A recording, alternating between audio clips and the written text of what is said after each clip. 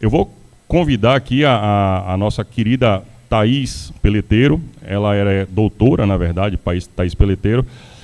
Thaís, ela é biomédica, graduada pela Escola Baiana de Medicina e Saúde Pública. Ela é mestre em ciências, né, pela Fiocruz, né, Gonçalo Muniz, aqui em Salvador, Bahia. E ela é doutora em interações de órgãos e sistemas, né, do programa Processo de Interações de Órgãos e Sistemas, aqui pelo nosso ICS, né, um programa PIUS aqui do nosso ICS, Instituto de Ciência da Saúde. Thaís, eu tive a gratíssima surpresa de ser colega dela, né, mesmo que provisoriamente, por enquanto, né. Eu tenho certeza que, pela competência de Thaís, ela vai retornar, porque sempre quando o professor entra como professor substituto, geralmente é um primeiro passo que a gente sabe para poder, lá na frente, ser efetivo, né. Então eu tive a grata surpresa de poder compartilhar de excelentes momentos com Thaís lá no departamento. Ela foi nossa professora substituta de anatomia, e, como sempre, muito aclamada e elogiada pelos alunos, e isso fez com que nós também notemos, né, a importância e a qualidade do trabalho de Thaís. E aí eu tive a ousadia de convidá-la, né, esperando, obviamente, e ela, muito gentil, aceitou esse desafio que eu coloquei para ela aqui, e para a gente é uma satisfação imensa, Thaís, estar contando com a sua participação. Muito obrigado. Com vocês, doutora Thaís Peleteiro. Obrigada, pessoal. Boa tarde a todos. Obrigada, Alex, mais uma vez pela oportunidade de estar aqui e pelo convite. Então, hoje à tarde, nós vamos conversar aqui no meu horário, né, de palestra sobre esse tema: mecanismos imunológicos envolvidos na hipótese da higiene e modulação das respostas alérgicas. Inicialmente, eu fiquei curiosa e eu gostaria de saber se aqui na plateia alguém já ouviu falar em hipótese da higiene dentro do tema de imunologia.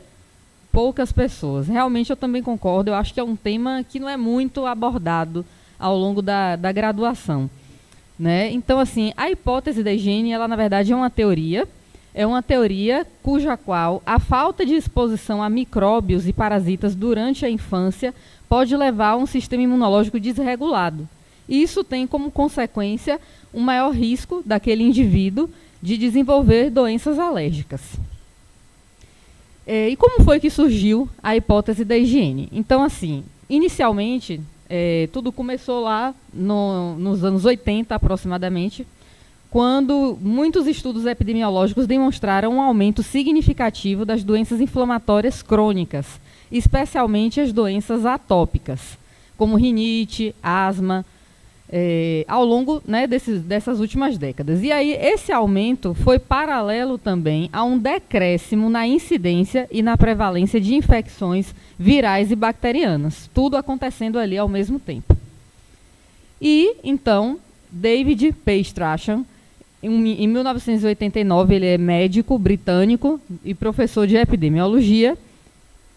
Ele tentou explicar essa relação, né? Por que estaria acontecendo um aumento significativo das doenças inflamatórias crônicas, ao mesmo tempo em que foi observado um decréscimo na incidência e prevalência de infecções virais e bacterianas. Então, ele tentou explicar isso, dizendo que existia uma relação entre a exposição a produtos microbianos e um possível efeito protetor contra o desenvolvimento das doenças alérgicas. Aqui, eu fiz um recorte, né, do primeiro artigo publicado por David Strachan em 1989, onde tem aqui como título Febre do feno, higiene e tamanho do agregado familiar. Então, o que foi encontrado ali naquele primeiro trabalho? Que crianças britânicas provenientes de famílias maiores, elas apresentavam uma menor probabilidade de desenvolver a febre do feno, que é uma polinose, uma reação alérgica a pólen de determinadas árvores, como araucárias ou gramíneas. E aí surgiu essa hipótese, que a exposição precoce à infecção ou o contato com mais partículas microbianas poderiam prevenir a alergia. E aí, essa associação entre o tamanho da família e a febre do feno acabou sendo replicada em outros trabalhos. Isso foi observado em outros trabalhos, não só na Grã-Bretanha, mas também em outros países desenvolvidos da Europa, né, durante aquele tempo. E aí foi confirmada o que a gente passa hoje a conhecer como hipótese da higiene para a alergia. Aqui foi retirado desse primeiro trabalho de Strachan, né? Nesse gráfico aqui em azul, a gente está vendo o percentual de febre do feno na idade de 23 anos, indivíduos com 23 anos de idade. Aqui na cor vinho, o percentual também de febre do feno na idade de 11 anos e aqui em amarelo o eczema durante o primeiro ano de vida. Já aqui embaixo também são os mesmos dados, porém aqui a gente está vendo um número crescente de irmãos mais velhos naquela família e aqui um número crescente de crianças mais jovens naquela família. E aí o que foi que ele encontrou? Que a prevalência da febre do feno, tanto aos 11 anos quanto aos 23 anos aqui em azul, ela foi diminuindo significativamente com o aumento do número de crianças mais velhas morando na mesma casa. Quanto mais criança mais velha tinha, menos tinha dados de febre do feno naquela família. E aí foi observado também uma tendência semelhante, porém mais fraca, quando havia o número crescente de crianças mais novas ali no agregado familiar. Esses dados foram estatisticamente significativos para a febre do feno, tanto aos 11 anos quanto aos 23 anos de idade. Então, Strachan levantou a hipótese de que doenças alérgicas estavam sendo prevenidas pela infecção na primeira infância. E aí sim, surgiu mesmo a hipótese da higiene. E de onde é que estava vindo essa infecção nesses agregados familiares, onde tinha muitas crianças? Ela poderia vir da transmissão por um contato anti-higiênico normal entre irmãos naquela família, entre irmãos mais velhos, ou ainda pela aquisição pré-natal da mãe infectada com o contato com crianças mais velhas. E aí, de acordo com essa hipótese da higiene, há alguns fatores de risco para o desenvolvimento de doenças alérgicas. E quais seriam esses fatores? Uma exposição reduzida a micro-organismos e aos seus produtos poderia favorecer um fenótipo alérgico naqueles indivíduos, ou ainda o aumento da prescrição de antibióticos e vacinas que foram se tornando cada vez mais frequente em nossa população ao longo dos últimos 40 anos. A alteração da dieta e da colonização intestinal da criança também poderia interferir nisso, e a poluição atmosférica, que também passou a ser bastante frequente em nossa sociedade. Aqui nós vemos um gráfico mostrando em vermelho quem são os países considerados desenvolvidos atualmente, e aqui na cor laranja quais são os países que estão em desenvolvimento.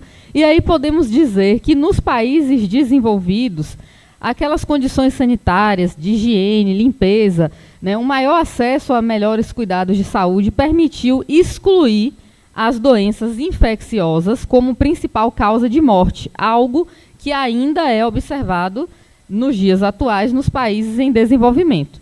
Então, essas melhores condições de higiene estariam, de alguma forma, associadas a uma redução da exposição a antígenos. E isso poderia desequilibrar a resposta imune daquele indivíduo que não teve contato com micobactérias, com parasitas, para a atopia. Um outro exemplo que foi verificado ao longo desses estudos foram mudanças observadas na sociedade após a reunificação da Alemanha em 1990. Então, aqui a gente tinha antes a Alemanha Ocidental, onde havia melhores condições sanitárias, e a Alemanha Oriental, onde isso já não era verificado. Houve um aumento significativo da incidência de rinite alérgica e sensibilização atópica na Alemanha, nas crianças que eram provenientes da Alemanha Oriental. Isso quando houve essa reunificação. Então, daí surgiu aquela suspeita, corroborando com a hipótese da higiene, que a influência do estilo de vida ocidental, de melhores condições de higiene, melhores condições de moradia, de alimentação, poderia estar associada a menores índices de doenças infecciosas. E aí, esses fatores do alto padrão de vida ocidental foram responsáveis pelo aumento das desordens alérgicas naquelas crianças que antes eram da Alemanha Oriental. Mas Mais tarde, em 2003, uma outra figura aqui, né, o Graham Hooke, ele fez uma expansão e um refinamento dessa hipótese da higiene que foi proposta por Strachan em 1989. Ele fez surgir a hipótese dos velhos amigos. E quem seriam esses velhos amigos? Bom, seriam organismos não infecciosos, seriam organismos comensais que estiveram à nossa volta em grande parte da nossa história evolutiva. E esses comensais e microbiotas, né, seriam quem? Os helmintos, por exemplo, presentes em água não tratada, na lama também. Esses organismos, esses velhos micro-organismos, velhos amigos, eles estariam ali ajudando, treinando o nosso sistema imunológico para não reagir de forma exagerada a micróbios ou a substâncias inofensivas. E aí, de acordo com Hooke, em 2003, a programação do nosso sistema imune é feita por esses velhos amigos, né? Eles estariam ali ensinando o nosso sistema imunológico a não reagir a substâncias inofensivas, né, como o pólen, alérgenos alimentares. Hooke também diz que é necessário termos contato com a microbiota das nossas mães e do ambiente natural e que a ausência disso, a ausência desse contato, certamente iria contribuir mais tarde na vida daquele indivíduo para distúrbios imunorregulatórios como as alergias. Porque esses organismos iriam proteger, né, o nosso sistema imunológico de desenvolver a alergia. Pode passar. E aí aqui eu tentei trazer algo relacionando a pandemia da Covid-19, que é algo tão assim recente na nossa vida, né? Como é que ficaria essa questão de todo mundo ali lavando mão, usando máscara, evitando viagens, evitando contato? O que é que a hipótese da higiene diria sobre isso? Então, de acordo com esse estudo, né, a hipótese da higiene, a pandemia da Covid-19 e as consequências para o microbioma humano, foi dito aqui, né, que práticas implementadas para prevenir a disseminação da Covid-19, né, como eu falei aqui anteriormente, essas práticas vão ocasionar, provavelmente, uma perda agravada dos micróbios, né, da microbiota intestinal. E isso pode causar danos nessa microbiota, né, como também resultados na saúde a longo prazo, especialmente naquelas crianças que nasceram entre 2020 e 2022. Então, serão necessárias abordagens, né, o uso de pré-bióticos, de probióticos, quem sabe, para aumentar a diversidade microbiana e promover um equilíbrio saudável dessa microbiota, a fim de prevenir os impactos negativos, né, que poderão surgir após essa higienização em demasia por causa da pandemia. E aí, para a gente falar um pouco sobre as bases imunológicas da hipótese da higiene, será interessante relembrarmos aqui alguns conceitos básicos da imunologia, né? Então, a resposta imune inata, que eu tenho certeza que já foi falada aqui em outras palestras, né, no início da semana, ela vai fornecer os primeiros sinais de perigo aqui, né, com as barreiras naturais do nosso organismo, células específicas como fagócitos, células dendríticas, macrófagos, NK, né, elas vão fornecer os primeiros sinais de perigo que vão estimular as respostas imunes adaptativas que surgirão aí após um dia, né, mais ou menos, e essas respostas imunes adaptativas vão estar ali intensificando os mecanismos protetores da imunidade inata, tornando-os mais capazes de combater os micro-organismos.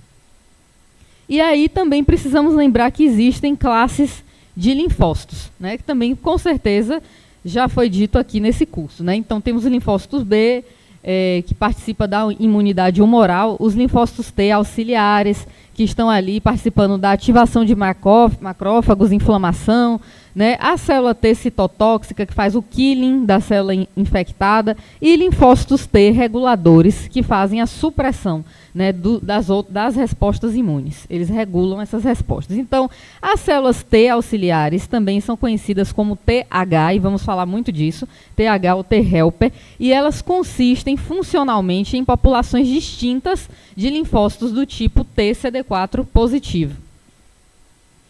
E com relação a como é que surgiu, né, como é que surgem essas células, né? Então, há um processo de diferenciação das células T auxiliares, que aqui nesse esqueminha eu chamo de TH0, né? E essas células, quando estimuladas por um antígeno, elas podem se diferenciar em qualquer uma dessas daqui, qualquer uma dessas subpopulações, né? Subconjuntos. Células TH1, que participam da defesa contra micro-organismos intracelulares, produzindo citocinas como IL-12, IL-2, interferon gama e TNF-alfa. Células TH2, que participam da defesa contra infecções por helmintos, artrópodes, e também estão ali vinculadas à resposta imune alérgica, e elas estão ali produzindo, né, citocinas como IL-4, IL-5 e IL-13. Temos as Treg, que estão inibindo doenças autoimunes e também inibindo a proliferação de células T ativadas, produzindo IL-10 e TGF-beta. Células TH17, que participam da defesa contra patógenos, como bactérias e fungos, e também induzem a propagação da autoimunidade em modelos animais e em humanos, e produzem estas citocinas, IL-17, IL-21, IL-22 e IL-23. Eu chamo a atenção aqui especificamente para TH1, TH2, né, que vão ser muito mencionadas aqui em algumas evidências que estão ali contrariando ou concordando com a hipótese da higiene. E aí também, né, vamos falar um pouquinho aqui sobre o desenvolvimento do sistema imune, que é uma temática que tem a ver também com esse processo, né, essa base imunológica para a hipótese da higiene. No período pré-natal, o nosso sistema imune ele vai tender para uma resposta do tipo TH2. Por quê? Porque essa resposta, esse desvio imune vai favorecer, vai impedir, na verdade, o fenômeno de enxerto contra o hospedeiro, que é aquele feto que está ali se desenvolvendo, né? E aí, após o nascimento desse indivíduo, vários fatores genéticos que ele traz consigo e vários fatores ambientais estão ali interagindo para determinar se aquele bebê vai continuar com esse perfil do tipo TH2, né, que vai favorecer, que está ali associado à resposta imune alérgica, à atopia, ou se ele vai desenvolver um padrão TH1 associado à não atopia. E também fatores microbiológicos parecem ser cruciais para determinar, né, essa decisão, essa mudança, né, se será um perfil mais TH1 ou TH2 naquele indivíduo.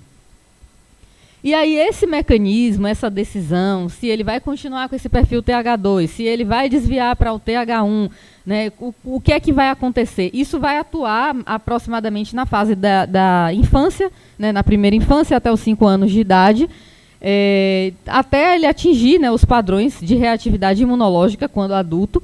As infecções nos primeiros meses de vida, elas então podem ter um papel importante aí nessa maturação do sistema imune desse indivíduo, né, na decisão desse perfil TH1, TH2, e uma falta de estimulação microbiana poderá levar a uma resposta T-helper inapropriada, ou seja, a manutenção do perfil TH2 ou desregulada, a falta das Treg, resultando em doença atópica. Então, segundo a teoria da higiene, em tese, aquela criança que cresceu num ambiente que não tinha contato com animais, com grama, não pisava no chão, não tinha irmão mais velhos, ele continuava com esse perfil do tipo TH2, que favorece a atopia. Né? Então, as exposições microbianas em idade precoce, né, antes do aparecimento de uma doença alérgica, de forma persistente, poderiam influenciar no não desenvolvimento da doença alérgica.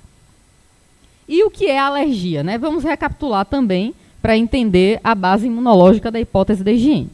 A alergia é um termo originalmente definido por Clemens von Piquet como uma capacidade alterada do corpo de reagir a uma substância estranha.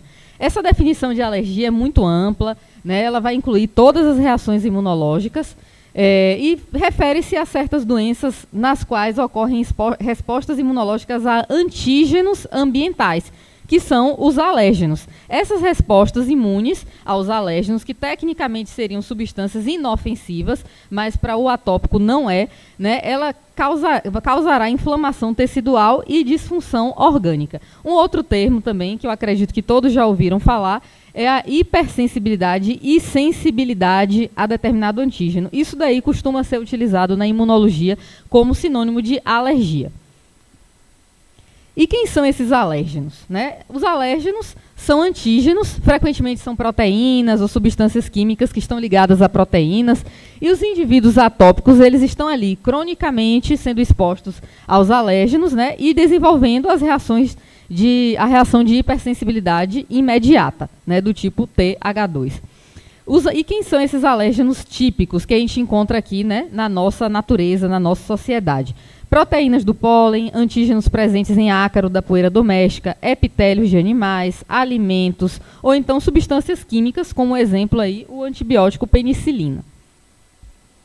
Aqui é um prick test, né, que é um teste realizado corriqueiramente para verificar que é alérgeno, qual o antígeno que está causando alergia naquele indivíduo. Né? E a atopia, ela se refere à propensão hereditária daquele indivíduo de responder imunologicamente a alérgenos comuns de ocorrência natural, né? Havendo ali uma contínua produção de IgE por parte daqueles indivíduos. Com relação às manifestações alérgicas, as mais comuns, mais conhecidas aí são a rinite alérgica e a asma. Temos também a dermatite atópica e a gastroenteropatia, que são menos comuns, né? E todas essas manifestações, elas podem existir naquele mesmo paciente atópico, certo? Simultaneamente ou em diferentes momentos da vida dele. Essas manifestações alérgicas, elas pertencem a um grupo de desordens caracterizadas pelo desenvolvimento da imunoglobulina E, né, específica contra os antígenos, que são partículas, né, ubíquas que estão em toda a parte, e no indivíduo normal, não atópico, ele não desenvolveria essa resposta alérgica. E aqui a gente vê um esqueminha muito conhecido também do ABAS, né, que mostra como é que se processa a resposta imune nas alergias. Né? Então aqui tem o alérgeno, aparecendo esse alérgeno, né, ocorre aqui a ativação das células TH2, que vão estimular as células B, né, os linfócitos B, a fazerem mudança de classe, né, de IgE. Essa célula B agora passa a ser um plasmócito secretor da IgE. Né? Então houve produção da IgE. Futuramente, havendo uma outra exposição ao alérgeno, né, essa IgE já foi produzida e ela vai se ligar aqui, né, à superfície de mastócitos e vai ativar esses mastócitos, liberando os mediadores químicos da inflamação, que são as citocinas e as aminas vasoativas. Né? Então, as citocinas, elas estão ali responsáveis pelas reações de hipersensibilidade imediata, que acontece logo após, minutos após a exposição repetida ao antígeno, e as aminas vasoativas, outros mediadores de lipídios, elas estão ali associadas às reações de fase tardia. Né? Então, essas células TH2, elas são muito importantes ali na resposta imune alérgica, porque elas vão promover uma mudança de classe de IgE, que é um anticorpo que tem um papel fundamental na alergia, vai também induzir atividade eosinofílica e produção de muco nas vias aéreas e no trato gastrointestinal desses indivíduos que são atópicos. E aí vem um conceito que eu acredito que quase ninguém deve ter ouvido falar, que é o efeito bystander. Né? Vocês vão entender daqui a pouquinho o que é que isso significa, mas antes a gente tem que se lembrar do seguinte, que aqui a gente tem um linfonodo, né? É um microambiente. E aqui, nesse mesmo microambiente, está acontecendo a ativação simultânea de clones de células aí, com células T com especificidade a diferentes antígenos. Né? Então, tínhamos uma célula T, H0, né, que eu estou chamando de TH0, que é uma célula T imatura. Essa célula T, ela entra em contato com o antígeno a partir de uma célula apresentadora de antígeno. Né, ela passa a produzir citocinas e fazer a sua diferenciação naquele grupo de células que falamos aqui no começo da apresentação. Então, o que é que estaria acontecendo? O que é que caracteriza esse efeito bystander? Que no mesmo linfonodo nós temos células T que estão secretando citocinas que podem ali estarem influenciando na atividade de outras células T que estão respondendo a outros antígenos. E aí haveria uma supressão da ativação, né, por parte dessas células T aqui, que estão liberando esse grupo de citocinas. Né, ela estaria fazendo uma inibição da supressão da ativação induzida por antígeno, supressão das citocinas produzidas por este outro grupo e, consequentemente, supressão das respostas imunológicas. E isso é o que a gente chama de efeito bystander.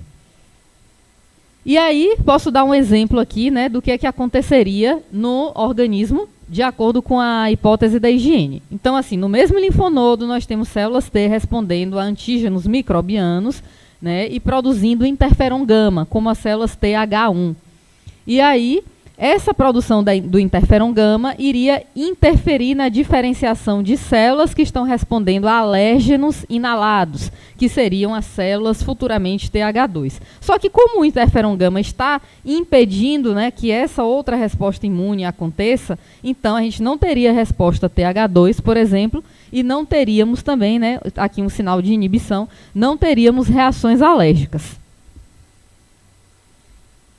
Sabe-se também, de acordo com estudos que desenvolveram aí a favor da hipótese da higiene, que bactérias da microflora normal, elas exercem mecanismos regulatórios do nosso sistema imune, né? Então, assim, elas estariam ali fazendo efeitos benéficos na prevenção e também auxiliando no tratamento de doenças alérgicas. E aí vários estudos já demonstraram quais seriam esses mecanismos regulatórios, né? Então, elas poderiam, as bactérias da nossa microflora normal, poderiam estar estimulando a diferenciação das Treg, das células T regulatórias, produzindo a IL-10, poderiam também estar fazendo promoção de citocinas imunossupressoras no leite materno, como o TGF-beta, ou aumentando a produção do interferon gama em crianças alérgicas, e aí elas estariam, então, inibindo proteção de citocinas do tipo TH2 em alérgicos. Só que isso tudo foi encontrado já em artigos, mas, como sempre, necessita-se de maiores investigações. Existe uma hipótese chamada hipótese da saturação de IgE, que também é a favor do que diz a hipótese da higiene. Né? Segundo essa hipótese da saturação de IgE, as infecções por helmintos, elas estariam protegendo contra as alergias, algo que seria estranho, né, aos nossos ouvidos. E como é que isso iria acontecer? Segundo essa hipótese, a infecção por helmintos ela levaria a uma produção muito grande, produção aumentada de IgE, e isso faria com que houvesse saturação do número de receptores de IgE aqui em mastócitos. Como esses receptores estariam muito saturados, né, ali com a IgE, isso iria interferir na ligação de IgE específica ao antígeno e, consequentemente, iria inibir aquele processo todo da resposta imune alérgica de degranulação de mastócitos e liberação de mediadores da inflamação. Porém, esses dados ainda são muito contraditórios. E aqui nesse esquema, retirado também de um artigo, né, a gente pode ver que a predisposição genética que vai levar à atopia, a vacinação, que hoje já é algo corriqueiro na nossa sociedade, o uso de antibióticos também e a higiene, tudo isso bloqueia aqui a resposta imune do tipo de Treg e TH1 e favorece, como Treg, T regulatórias e células TH1 estão bloqueadas, digamos assim, sua atividade estaria reduzida, né? Isso favoreceria a resposta imune TH2, que vai levar à resposta imune alérgica. E aí agora eu vou mostrar para vocês algumas evidências baseadas em trabalhos científicos que apoiam a teoria da higiene, a hipótese da higiene. Então, assim, antes de tudo, a maioria desses trabalhos são realizados em modelos animais, em camundongos, Balbi-C, né? Então, eles fazem aqui um modelo de sensibilização com a ovoalbumina, né, que isso aqui, no caso, é um passo assim, crucial para poder estabelecer um modelo de asma alérgica naquele camundongo, né, e estudar os mecanismos imunológicos envolvidos. Primeiro é feita uma sensibilização, esse camundongo ele teria contato com a ovoalbumina, e depois seria administrado um antígeno microbiano. E aí os estudos eles trazem isso de formas diferentes. Muitas vezes essa administração do antígeno vai ser antes da sensibilização, ou durante, ou depois, ou em todo momento, né? Isso iria ser verificado como é que seria o comportamento da resposta imune alérgica daquele indivíduo, né? Em alguns estudos é feito um desafio, ou seja, uma nova sensibilização, um novo contato com a ovoalbumina para induzir no camundongo uma condição semelhante à asma. E aí já sabia-se, né, quem resolveu fazer esse tipo de pesquisa já foi fazer sabendo que micobactérias, né, induzem respostas fortes do tipo TH1 e Treg e respostas fracas do tipo TH2 e TH17. Então aqui o primeiro estudo, o objetivo foi determinar os efeitos da imunização com o MVAC, via subcutânea aqui, né, sobre as condições semelhantes à asma em camundongo. Então, esse MVAC, né, no caso, um micróbio, né, uma micobactéria, ela foi administrada antes da sensibilização com ovoalbumina. E aí foi a favor, né, apoiou a hipótese da higiene, porque o número de células produtoras de muco reduziu, a espessura da membrana basal e do músculo liso subepitelial também foram reduzidos.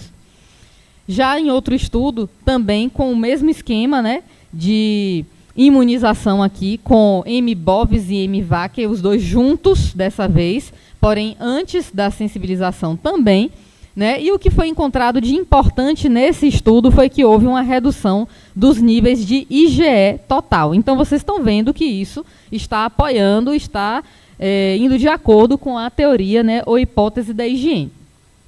Já que nesse outro estudo foi administrado a BCG, né, que é o Calmette-Guerin, né, o bacilo, aquela vacina que hoje a gente toma quando nasce, né, já de alguns anos, para proteger contra a tuberculose. Né? Então, aqui, o objetivo foi investigar se o BCG vivo ou morto pelo calor, ou se apenas o derivado proteico purificado daquela micobactéria, administrada de maneira intraperitoneal, né, poderia proteger, de alguma forma, contra o fenótipo alérgico. Né? Então, antes dele ser desafiado com o alérgeno, com a ovoalbumina, ele recebeu isso daqui, né? E aí foi realmente observado que houve uma queda na eosinofilia das vias aéreas. Né? Entretanto, a administração do BCG vivo foi muito mais eficiente nesse resultado do que a administração do BCG morto pelo calor ou PPD. Vou adiantar. Sim.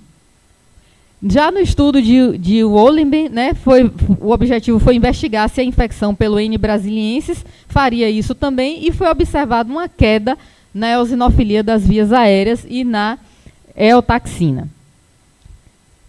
Já Huck, ele administrou aqui posteriormente a sensibilização e também foi observado uma supressão da resposta de IgE, uma supressão da síntese da IL-5, porém houve manutenção dos níveis de IL-4 e interferon gama.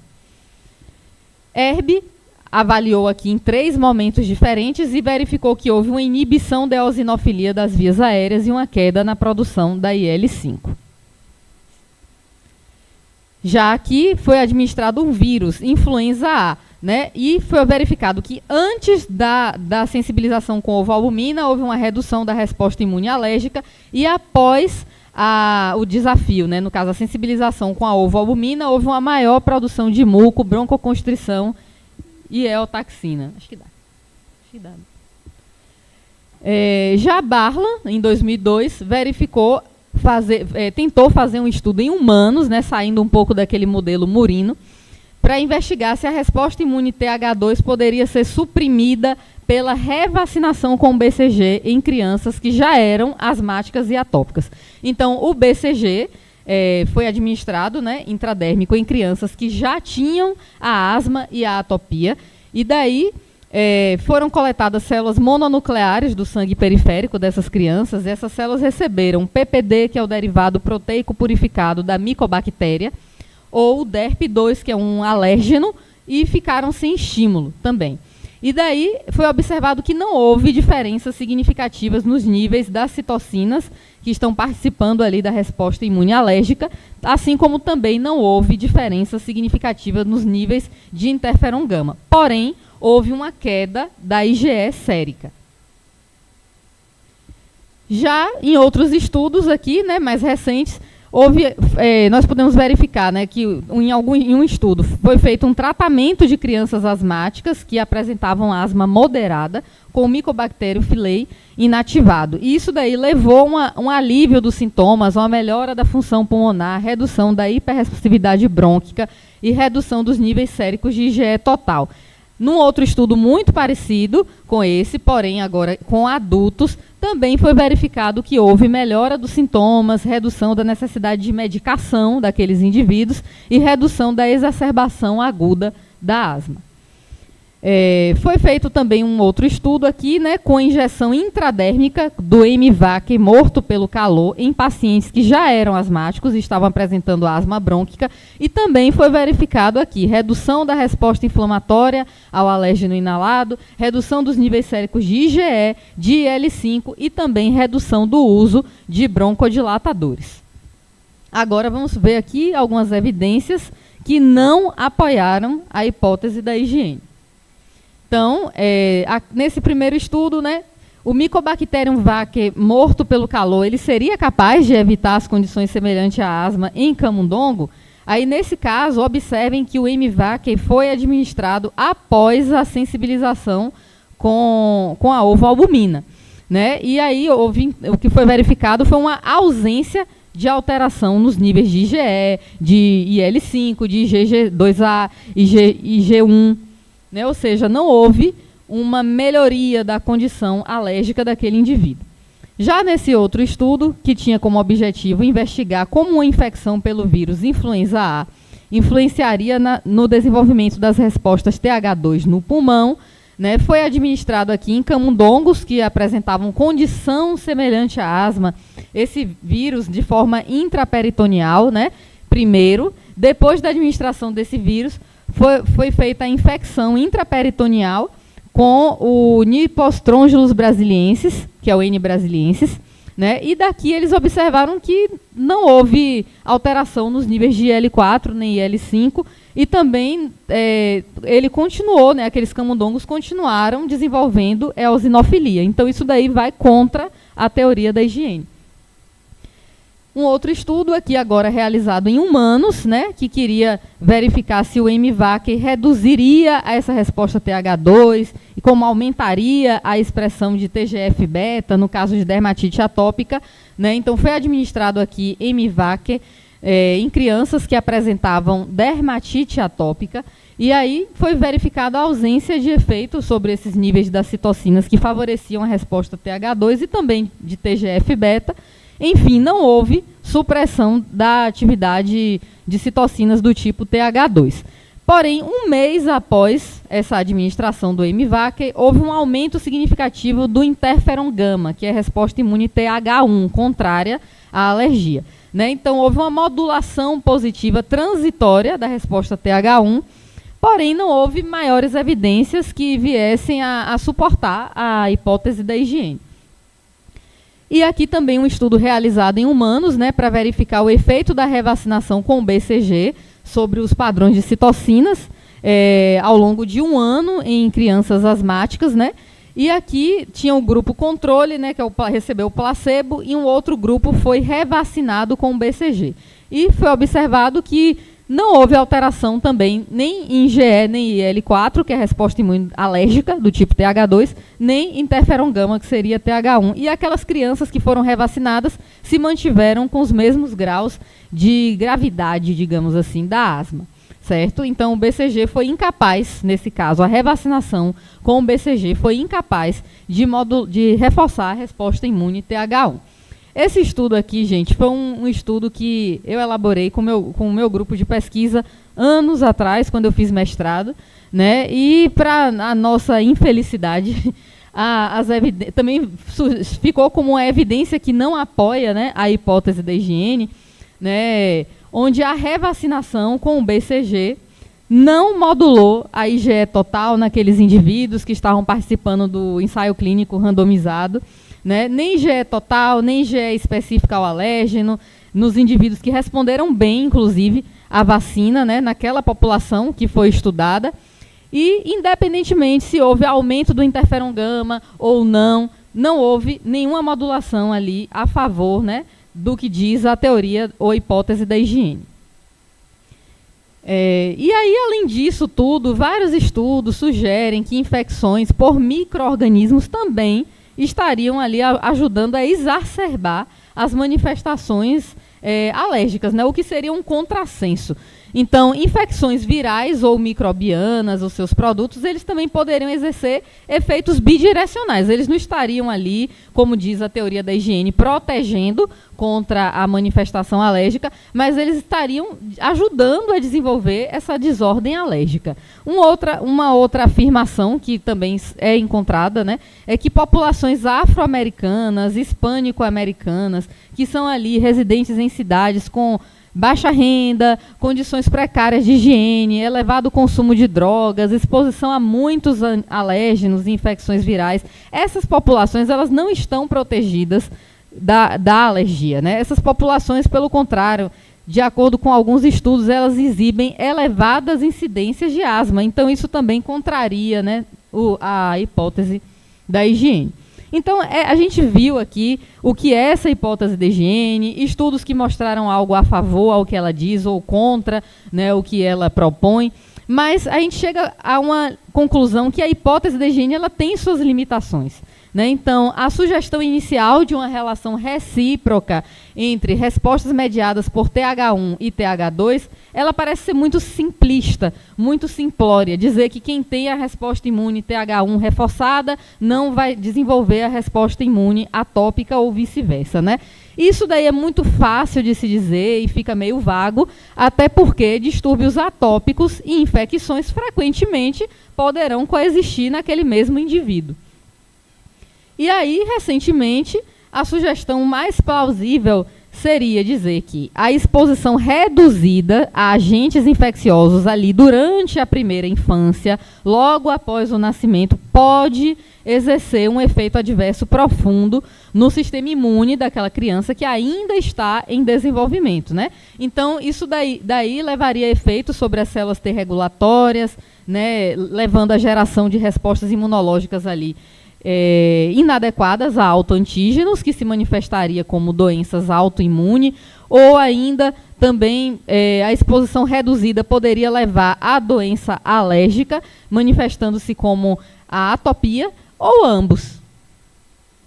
E aí aqui, né, como considerações finais, nós podemos verificar, né, alguns dos mecanismos imunológicos envolvidos na hipótese da higiene, o que é essa hipótese da higiene, como é que imunologicamente ela funciona de acordo com quem defende essa hipótese da higiene, né? Como é que ela modularia as respostas alérgicas, quando eu projetei aqui e mostrei a vocês o que seria aquela ativação bystander, né? E foram demonstradas evidências que estão ali apoiando ou não a hipótese da higiene.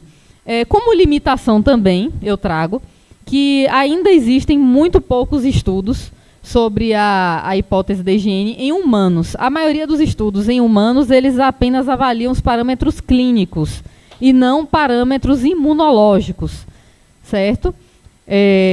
Não dá para verificar muito bem ainda quais são as modificações que acontecem na resposta imune. A maioria desses estudos também em humanos, eles vão focar no balanço TH1, TH2. Eles não vão explorar outros mecanismos que podem estar envolvidos naquela modulação.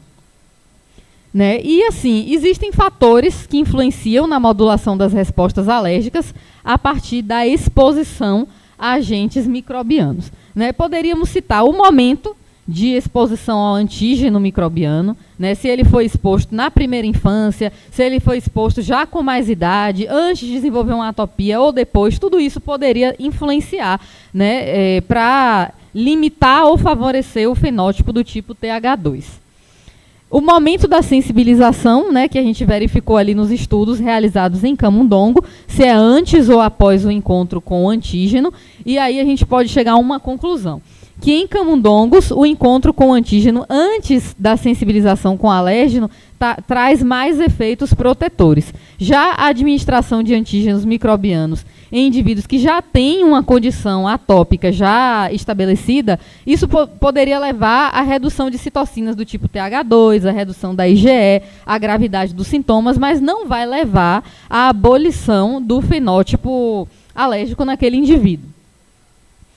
Também o background genético, né, a bagagem gênica daquele indivíduo, pode estar ali relacionada, né, ao fato de proteger ou não, a infecção microbiana protege ou não. E o tipo de antígeno microbiano utilizado. e a via de administração também. Se é intraperitoneal, se é intranasal, isso daí também poderia estar favorecendo ou não, né, o desaparecimento do fenótipo alérgico. E a carga do antígeno também. E aí a gente chega também à conclusão que a hipótese da higiene não é capaz de explicar por que algumas pessoas que cresceram em ambientes sujos, insalubres, podem desenvolver doenças alérgicas, enquanto outras que cresceram em ambientes limpos e estéreis nem sempre vão desenvolver. Apesar dessas limitações, essa hipótese da higiene ela continua sendo uma teoria importante na pesquisa de doenças alérgicas, e a pesquisa atual continua ainda explorando essas questões e a entender melhor as complexidades do sistema imunológico e a sua relação com o ambiente no qual ele está inserido. Então, eu termino aqui, né, essa palestra com essa pergunta. É preciso ser um pouco sujo para ficar saudável? Né? Isso a gente ainda não conseguiu chegar a uma conclusão definitiva. Então, mais uma vez, eu fico agradecida aí pela participação e pela presença de todos.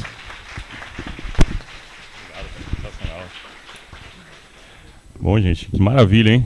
Que pergunta desafiadora essa aí. A gente vai falar um pouquinho mais dela aí.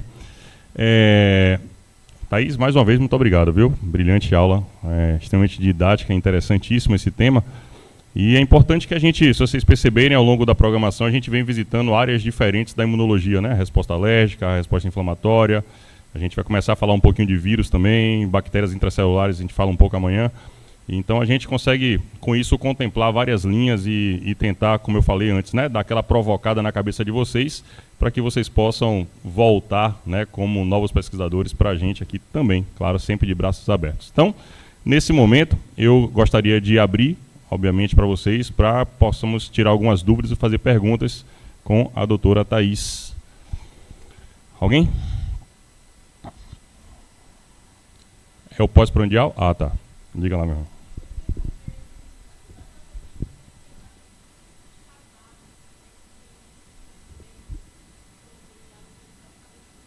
Sim.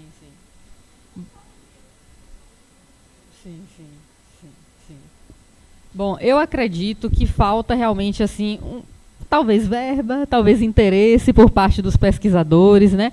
E conseguir também uma população.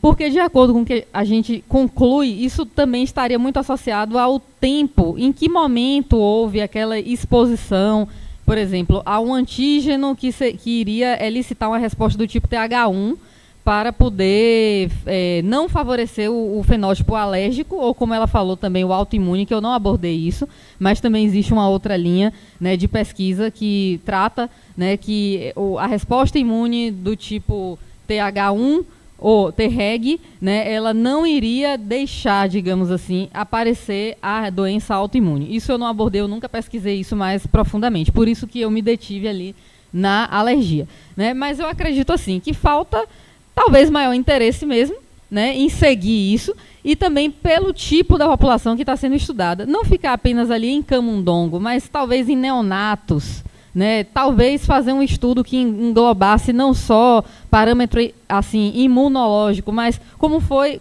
já desde cedo, separa um grupinho, né, crianças ali recém-nascidos até 5 anos de idade que têm exposição, né, e a criança que não, digamos assim, e aí administra a BCG, depois revacina esses dois grupos diferentes, né? Isso é uma ideia que eu tive, assim, baseado no que eu estava lendo, né? Inclusive, aquele artigo que eu projetei aqui na época do meu mestrado não foi assim. As pessoas já eram adultas e elas foram revacinadas, elas já eram atópicas, um grupo já era atópico, outro não, né? E aí a gente acabou chegando àquela conclusão que, de repente, se ele já tem a condição, ali talvez reduza, mas não vai resolver. Ou se reduzir, não vai ser nada tão impactante como se fosse uma pessoa naive, né, digamos assim, que nunca teve contato com aquilo. Então, assim, na minha cabeça, funcionaria dessa forma, né? E, assim, eu gosto desse tema.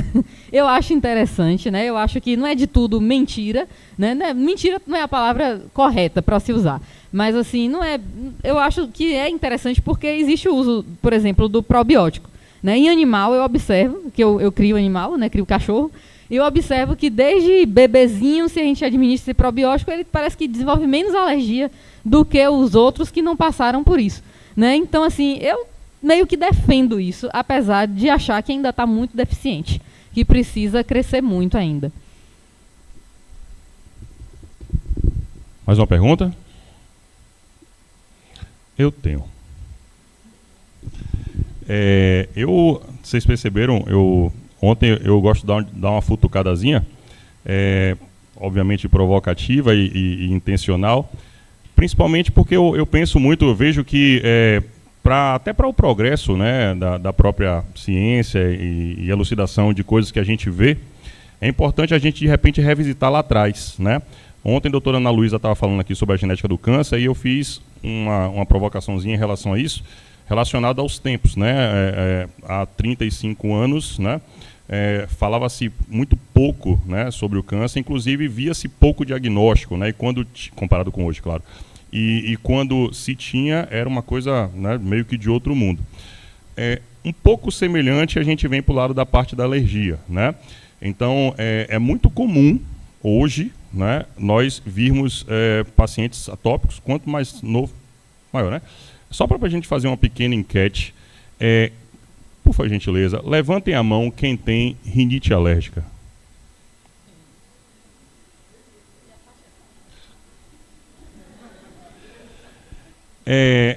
Levantem a mão quem tem alguma outra alergia que não seja rinite alérgica.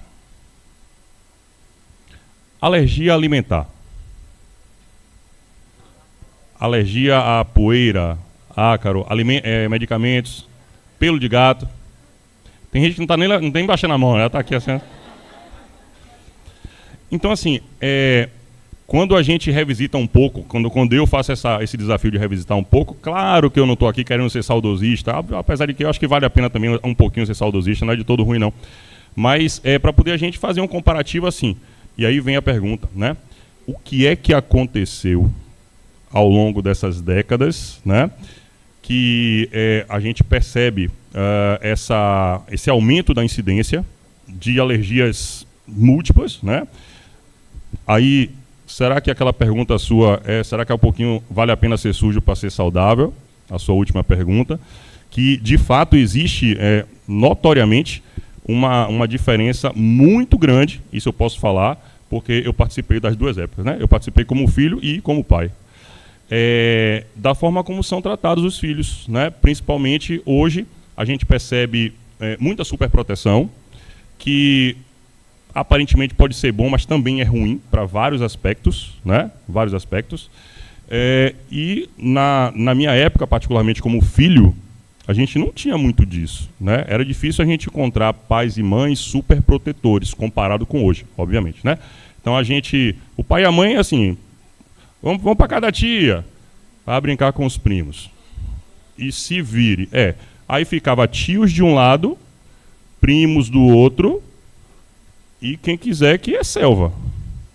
Hoje, o pai e a mãe tá ali, ó, gerenciando. Aí, se um menininho de 2 anos bate no outro de 2 anos, a mãe ou o pai vai bater no menininho que bateu no de 2 anos para poder não machucar o filho e tal. Então, a gente já percebe uma intromissão um pouco, que muitas vezes supera o limite da racionalidade, e às vezes isso aí vem muito para atrapalhar também, né? Aí atrapalha lados emocionais, psicológicos, né? Porque muitas vezes a criança não é preparada para a realidade, e também eu acho que um pouco na parte imunológica. Então, para poder simplificar, o que é que você acha que aconteceu ao longo desses anos aí, que a gente pode, de repente, não explicar, mas trazer alguma luz para isso aí para o mundo? Bom, eu acho que realmente aconteceu a superproteção no sentido de não deixar ele ali no ambiente, né? As crianças não estão mais descalças quanto antes, não estão mais brincando com animais. Não, a gente não vê assim, fazenda é lá no interior, né? De vez em quando vai também tem que ter cuidado. As vacinações que não existiam, né? Pelo menos na época dos meus pais. Eles não foram vacinados com a BCG, sim, mas aquelas outras vacinas... Eu não tomei vacina de hepatite A, por exemplo, né? Então, para mim, já não, quando surgiu, já não era mais válido, né? Então, assim, as vacinações, essa cultura de iogurte, né, que é lactobacilo, probiótico, enfim, esse cuidado, de repente, né, o mundo muito ali virtual, todo mundo preso dentro de casa, só no computador, no videogame, né? Ninguém mais sai para a rua para brincar. Né? Então, assim, eu acredito que tenha acontecido assim, uma mudança, no estilo de vida, né? Como foi mostrado ali no início da apresentação, aquela história da Alemanha oriental e ocidental, né? Que tinha melhores condições de saúde, mais cultura, né? E tal. E aí, quando unificou, as outras crianças da Alemanha oriental que não tinham alergia passaram a desenvolver esse fenótipo alérgico. Então, a gente acha que foi o estilo de vida ocidental, né, que influenciou naquilo. Então, assim, eu acredito agora, a hipótese da higiene ainda não conseguiu bater o martelo e dizer que é isso, né? Porque, por exemplo, eu fui muito super protegida, apesar de eu não estar na faixa etária deles, mas eu não tenho alergia, né? E eu sempre fui aquela dizendo, calçar sandália, pegou no cachorro, vai lavar a mão, né? Grama, não pode sentar na grama, tem que botar um saco plástico para sentar. Eu fui criada assim, sabe? Hoje ninguém tá ligando, claro, também já não caberia mais, né? Mas assim, eu não tive essa manifestação. Então, assim, para mim fica um caso até interessante, né? Essa superproteção, para mim, não vai corroborar com o que diz a teoria da higiene. Mas a gente trabalha com estatística, né, em saúde, né? Então, assim, de repente, eu posso ter um ponto fora da curva, né, se a gente for seguir o que diz a hipótese da higiene, né? Mas eu acredito que houve uma mudança, né, no perfil de criação e também no acesso às condições sanitárias. E assim, quando a gente fala em sujeira, a gente não está falando em coisa ruim, mas seria aquele contato mínimo, né? Como ele falou, sentar no chão ali, brincou, acabou, né? Depois, quando for se alimentar, claro, é uma questão de higiene, a gente vai lavar a mão antes de se alimentar. Mas hoje não, se você pegou aqui no chão, agora tem que lavar a mão. Na pandemia foi assim, né, na Covid. A gente não podia ver as pessoas. A gente não podia sentar nessa cadeira porque achávamos que a gente ia sair com Covid daí, né? Eu fiquei assim na pandemia. Até eu voltar ao normal, demorou, né? Era máscara o tempo todo, né? Enfim, então eu acho que está mais vinculado a isso. Mas a gente ainda continua com aquelas perguntas, né? Precisa investigar mais para bater o martelo. E assim, eu achei interessante, né, no início, que todo mundo aí ficou calado. Um ou outro ali que disse que já tinha ouvido falar na hipótese da higiene, né? Porque acho que não é um tema da graduação, né? Assim, do dia a dia, né? Às vezes o professor fala, mas não vai focar, né? Então talvez não dê nem assim o estímulo para ele querer fazer um IC, desenvolver algo nesse tema, né? De repente, né? Tá faltando mais estímulo, eu acredito nisso também. Um dos objetivos aqui do nosso curso também é trazer para a luz esses temas que ficam um pouquinho ofuscados. A gente já trouxe aqui a imunossenescência, o envelhecimento do sistema imune, vem você também agora com a parte de higiene. E eu acho que tudo isso que a gente está falando aqui traz um pouco da que a gente chama de imunidade natural, né? A gente ouviu falar muito isso, inclusive, também na época do Covid, e é uma coisa que de fato existe, né? As pessoas, o certo contato, claro, como você falou, não é o contato direto com a sujeira. Nós, quando éramos menores, tinha aquela coisa de caiu a coisa no chão, você pegou, quem não mata engorda e come, né? Então é claro que a gente, né? Hoje o pessoal já até quantifica, né, professor? O tempo tem que ser 3 segundos, como é que é? 5 segundos, 7 segundos, porque é o tempo da... Rapaz, eu queria ver o experimento. Vai, valendo. 5 segundos. Então, é igual a... Bom, parece um pouco com a validade dos alimentos, né? O cara bota assim, ó, a validade dos alimentos até o dia tal. Você imagina, né? As bactérias lá, assim, vai, agora. Começa... Então, E aí... Bom, e assim, pegando um pouco disso que você falou, quem aqui ainda hoje lava saco de feijão, arroz, quando vem do mercado? Ô, rapaz, para ali, ó. Álcool, né? Um pano? Um saquinho de arroz, feijão. Bom, mas sempre passou, né? Mas foi sempre, né? Porque só depois da Covid para cá que a gente aprendeu isso, né? Você sempre fez? Sempre fez? Ah, aí, ó, temos.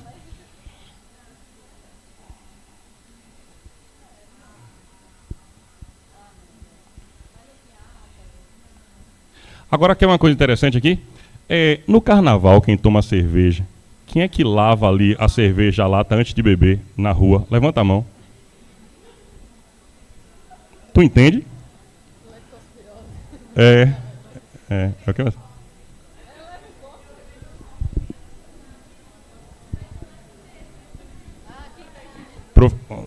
Doutor Márcio, Dr. Márcio, que é infectologista, ele vai nos abrilhantar daqui a pouquinho também. Ele fez uma pergunta interessante aqui. Quem aqui higieniza a boca do parceiro antes do beijo? Percebe? É bom... Que é o quê?